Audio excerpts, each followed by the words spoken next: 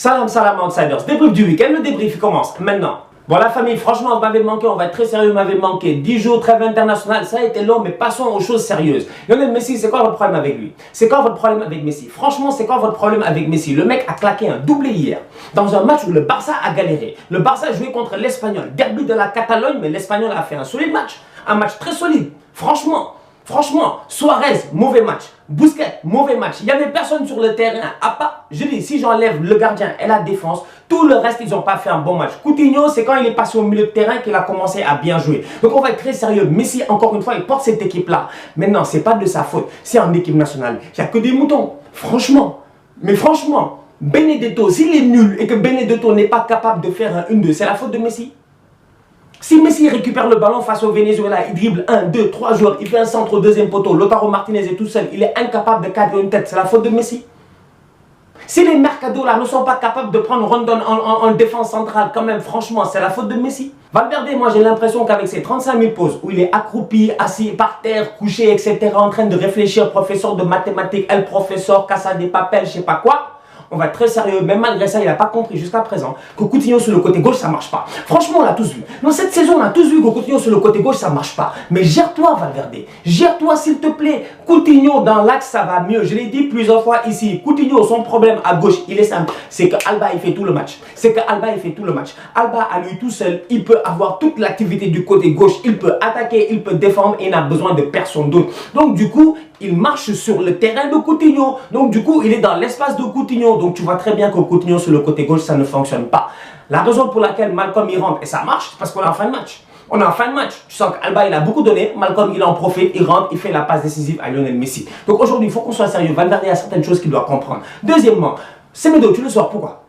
Semedo, tu le sors pourquoi? Semedo fait un bête de match sur le côté, il est solide, il est bon, il est très très bon. Et d'ailleurs, ça me permet de parler encore une fois de la défense du Barça. Parce qu'aujourd'hui, moi j'ai envie de dire, j'ai l'impression qu'Umtiti c'est mort. Franchement, Samuel Umtiti, on l'aime bien, mais il va casser la démarche sur le banc. Il a qu'à aller casser la démarche sur le banc ou casser la démarche sur un autre banc en Angleterre. Parce que les gars, on va être très sérieux. Clément Lenglet est en train de s'imposer en ce moment. Le mec, il est en pleine forme. Clément Lenglet est en pleine forme. Et je me pose encore la question à savoir, Didier Deschamps, c'est quoi son problème? Deschamps, c'est quoi son problème? Il y a des Lacazette, des Langlais, il y a des players ici, il appelle des Kurzawa. Franchement, à un moment donné, Deschamps, il faut qu'il nous explique. Donc du coup, on va être très sérieux. Clément Lenglet, en ce moment, il s'impose au Barça. Le mec, il est en pleine forme, il est à côté de Piqué, qui lui aussi est en pleine forme. Alba, j'en parle même pas. Semedo, il est chaud. Même quand Roberto, il rentre, il est chaud. Du coup, cette équipe du Barça, là, il y a tellement une belle sérénité en défense que j'ai envie de dire que ça cache un peu les lacunes de coaching de Valverde. Parce qu'après, tu as Messi et son talent qui réussissent à faire la différence. Mais Valverde, dans son coaching, jusqu'à présent, il n'a convaincu personne. Cette semaine, Manchester United, ils ont prolongé Ole Gunnar Solskjaer. Le gars, il reste, c'est fini, c'est Keda. Maintenant, on va être très sérieux. Je pense que Solskjaer, si je ne me trompe pas, dans la presse, il disait que Solskjaer, il a dit il veut garder 2 joueurs. Rashford et puis Pogba. Maintenant, Rashford et Pogba, quand tu vois le match qu'ils ont fait face à... comment il s'appelle? Le match qu'ils ont fait face à Watford cette semaine, où tu vois Manchester United gagne 2-1, mais c'est un hold-up. C'est un hold-up. Ils ont fait un vrai match à la José Mourinho. On va être très sérieux. Mec, il y avait un moment donné dans le match, Watford, ils avaient 75% de possession de balle sur Manchester United. Tu ne comprends pas ce qui s'est passé. Ils se sont fait bouffer au milieu de terrain. Les Doucouré là, les Abdoulaye Doucouré et tout ça là, ils ont bouffé Pogba, Matic, nanana. Matic trop lent. Tu sens que le mec revient de blessure, qu'il n'a pas encore le rythme. Pogba, j'ai l'impression que je sais pas, c'est la bague de champion du monde, c'est le kiff en équipe de France, je sais pas, il n'a pas fait un bon match. On va être très sérieux, Pogba n'a pas fait un bon match. Mis à part Luke Shaw dans cette équipe là, je me pose des questions. Franchement, tu as Luke Shaw et tu as Rashford, c'est tout. T'as Luke Shaw et t'as Rashford, c'est tout. Luke Shaw, je vous l'ai déjà dit, c'est Zanetti. C'est Zanetti. Le mec est trop fort. Le mec est trop chaud en ce moment. On a insulté, nous tous on a insulté Luke Shaw. Même moi je fais un mea culpa. Même moi je m'excuse. Luke Shaw, je te demande pardon. Franchement, je te demande pardon parce que Luke Shaw en ce moment, il donne 110% à Manchester United. Le gars, c'est un monstre. Il récupère des ballons et en plus, il a une très belle vision de jeu. La passe qu'il donne à Rashford, elle est parfaite. La finition de Rashford, j'en parle même pas. Donc du coup, United, ils font hold-up. Ils sont menés pendant tout le match. Je dis bien tout le match par Watford. Ils gagnent 2-1 à la fin du match. C'est la signature de Ole Gunnar Solskjaer. Les gars sont heureux. Martial est de retour. Écoutez, le match contre le Barça, j'ai hâte d'y être. La Juventus a gagné 1-0 face à Empoli. Cristiano Ronaldo, il est blessé. Mais il a dit qu'il va être de retour bientôt. Il n'y a pas de stress, etc. Il connaît son corps. Vous connaissez Cristiano. Nous tous, on connaît Cristiano. Donc si Cristiano dit que tout va bien, c'est que réellement, tout va bien. Maintenant, entre-temps, il y a le petit Moeskin qui arrive. Et Moeskin, franchement, il est chaud. Non, mais franchement, le petit, il est chaud. Parce que le petit, il arrive en mode outsider comme ça. Il arrive en mode outsider. Parce que Moeskin, ça fait quand même 1 an, 2 ans qu'on entend parler de lui. Mais on ne l'avait pas encore vu briller. Là, il a été appelé en équipe nationale. Il a marqué. Là, il arrive à la Juventus. Il est chaud ces temps-ci, il plante un but encore ce week-end, il permet à la Juve de gagner 1-0 face à Empoli. Ce qui est intéressant derrière tout ça, c'est que la Juve, cette saison, qu'on le veuille ou non, le championnat il est plié. Le championnat il est plié. Donc la Juve, leur objectif c'est quoi? C'est la Ligue des Champions. Et sachant que l'objectif c'est la Ligue des Champions, tu sais très bien que à un moment donné, les Mandzukic, les Cristiano Ronaldo, parce que tous les attaquants de ce club-là sont vieux, les gars vont se reposer. Donc Moeskin, il aura du temps de jeu. C'est à lui de profiter de ce temps de jeu-là. Et en ce moment, El Craquito, non, je vous dis, il est trop fort. Franchement, il est fort. Le petit, il est physique, il a l'air sérieux, tu vois. Il n'a pas l'air d'être dans les conneries comme Balotelli. J'espère qu'il va continuer comme ça et j'ai hâte de le voir. Dortmund, ils ont fait les cons face à Tottenham en Ligue des Champions. Ils se sont fait éliminer. Là, je pense qu'en championnat, les gars sont de retour et ils ne veulent pas s'amuser. Ils gagnent 2-0 face à Wolfsburg, doublé de Paco Alcacer. Franchement, doublé de Paco Alcacer. Le mec, à la 90e minute, il est entre la 90e et la 94e, il a mis 2 buts. Va chercher à comprendre, Paco Alcacer était là, le mec s'est géré, ils ont gagné face à Wolfsburg. Match important. Pourquoi? Parce qu'il y a un derby qui s'en vient. Non, excusez-moi, il y a un classiqueur. Il y a un classiqueur qui s'en vient. Donc, du coup, le championnat va se jouer là-bas parce que le Bayern, ils ont fait les cons, ils sont allés faire 1-1 face à Fribourg. Et tu te demandes encore une fois comment Lewandowski fait pour rater cette action à la fin du match. En fait, franchement, cette équipe de Bayern là, moi j'ai l'impression qu'elle a l'image de son coach. Elle peut avoir tous les meilleurs joueurs du monde, mais Kovac, tu peux parler jusqu'à demain, je vous l'ai dit, il a un air à la Severus Rogue là, de Harry Potter, tu vois. Le mec, il fait le malin et tout, alors qu'en réalité, tu vois, tu sais pas, il a une double face, tu peux pas lui faire confiance, etc. C'est ça le problème avec Kovac. Aujourd'hui, j'ai l'impression que son club, ses joueurs ne lui font pas confiance. On l'a vu en début de saison, les Müller, les, comment ils s'appellent, les Neuer, tout ça là, ils se sont plaints. Ils se sont tous plaints. Ils se sont tous plaints du coach, tu vois. Le mec, il est jeune, il arrive dans un vestiaire où il n'y a que des champions du monde. Tu peux pas leur parler n'importe comment. En ce moment, moi, franchement, j'ai peur pour le Bayern et je me dis Dortmund, c'est le championnat, c'est à eux de le perdre. C'est à eux de le perdre. Ils n'ont pas le droit de le perdre. Ils n'ont pas le droit de le perdre parce que Dortmund n'est plus en Ligue des Champions, Dortmund n'est plus en Coupe, Dortmund n'a plus rien à jouer à part le championnat. Ils doivent aller gagner ce championnat. Liverpool a encore échappé 2-1 face à Tottenham. Sincèrement, Mohamed Salah, au début de la deuxième mi-temps, il devait sortir. Au début de la deuxième mi-temps, il devait sortir. Son égoïsme là, son selfisme là, le fait qu'il soit là, il est selfish le mec, il est égoïste, il ne veut pas faire de passe. En fait, Salah, il joue tout seul. Salah, lui, il a l'impression que sur le terrain, il n'y a que lui. Le mec, tu lui fais la passe, il est dans les 30 derniers mètres, il cherche même pas à regarder à gauche, à droite, où est Firmino, où est Robertson, où est Trent, où est Mané, je m'en fous, je frappe. 54e minute, ils partent en 2 contre 1. Franchement, tu es là devant ta télé, tu dis, mais il va faire la passe. Mais il va faire la passe. Mais attendez, il va faire la passe. Non, le tocard là, il frappe sur le défenseur. Mohamed Salah aujourd'hui, c'est lui le problème au niveau de Liverpool. Franchement, c'est le problème. C'est le problème. Et derrière, sur le banc, moi j'ai peur parce que Klopp, il force. Klopp, il force. Salah est sur le côté, il fait pas un bon match. Il le fout en pointe, il fait pas un bon match. À la fin, il marque sur un but de chance où le ballon arrive au deuxième poteau. Il n'y a personne. Yoris, ce ballon-là, il doit l'arrêter. La tête de Salah, elle n'est pas forte. Yoris, il doit capter ce ballon-là. Je ne sais pas ce qu'il a fait. Encore une fois. D'ailleurs, Hugo Lloris, on va être sérieux, c'est pas un grand gardien.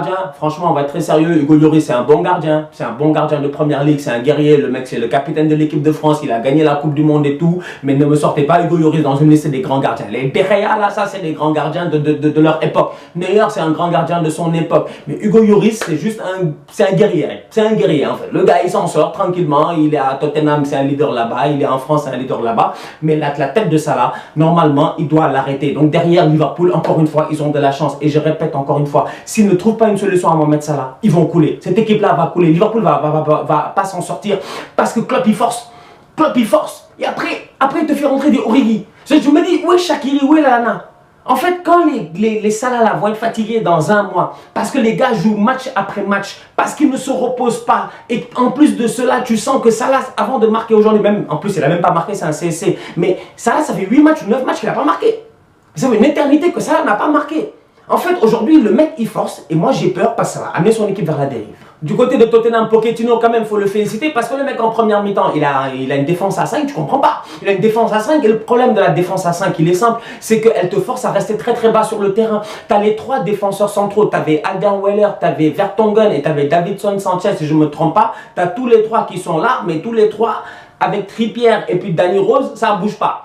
Les mecs, ils dépassent pas la ligne des 30 mètres en fait. Les gars sont incapables de la dépasser. Derrière, tu as des attaques de Liverpool dans leur dos, à gauche, à droite. Le centre de Robertson pour la tête de Firmino, sincèrement, c'est une pêche. La tête de Firmino, j'en parle même pas, elle est magnifique, elle est parfaite. Donc du coup, Pochettino, je le respecte parce qu'en deuxième mi-temps, il se gère, il passe à 4 et là, Tottenham joue bien. Parce qu'en première mi-temps, tout l'effort défensif que devaient faire Harry Kane et Eriksen, en deuxième mi-temps, ils n'avaient plus besoin de le faire. Donc les gars, ils étaient beaucoup plus libres. Et derrière, tu as le talent comment il s'appelle, de Harry Kane, de Harry Kane. Tu as le talent de Harry Kane. Harry Kane, quand il récupère le ballon et qui fait la transversale de l'autre côté pour Trippier qui contrôle le ballon qui arrive vers Lucas et Lucas qui marque, tu vois à quel point le mec, il est rapide. Maintenant, on va parler du 1 contre 1. Parce que autant... Salah, je le dis, c'est un selfish guy. Moi, je comprends pas. C'est le gars le plus égoïste de l'histoire du football. Autant Sissoko, c'est un grand tocard. Mais Sissoko, frère, tu sais que toi-même, tu sais que tu n'as pas le talent de prendre un 1 contre 1 Van Dijk. Van Dijk, il est trop intelligent. Le mec, il se place, il le dare. Il le dare. Dare, c'est quoi? C'est qu'il lui dit, vas-y, frappe. Il lui dit, vas-y, frappe. Essaie de frapper. Essaie de frapper. Van Dijk, il sait que si le ballon arrive à Son, ils sont foutus. Son pied droit, pied gauche, il fusille, tu vois. Mais Sissoko, je comprends pas. Fais la passe. Fais la passe dès le début de l'action. Dès qu'il a fait le 1-2 là, avant même que vous arriviez à l'entrée de la surface, il aurait dû faire la passe. Il l'a pas fait. Il prend le ballon, il le fout en l'air. C'est Sissoko, vous voulez quoi, mec? Liverpool garde 2 points d'avance sur Manchester City. Ils ont gagné 2-1. C'était un match compliqué contre Tottenham. C'était un match intéressant. Tottenham, j'espère qu'ils vont en prendre parce qu'ils vont jouer City en Ligue des Champions. Donc, il va falloir qu'ils se gèrent. Il y a certaines erreurs là qu'ils ne peuvent pas faire face à City, sinon ils vont galérer. City, d'un autre côté, ils jouaient Fulham. City a gagné 2-0. On va être très sérieux. L'équipe de Pep là, comme d'habitude. Hein. Franchement, en fait, eux, tu stresses que parce que Liverpool est là.